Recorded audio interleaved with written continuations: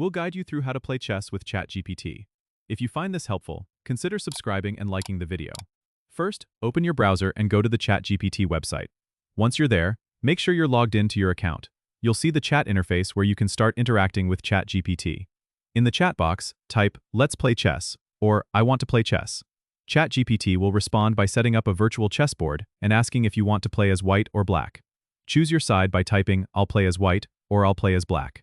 Now, it's time to make your first move. Type in your move using standard chess notation, like e2 to e4, to move your pawn.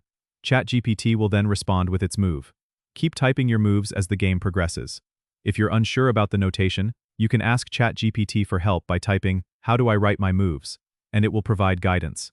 You can also ask for tips or strategies during the game by typing questions like, "What should I do next?" or "What's a good strategy?"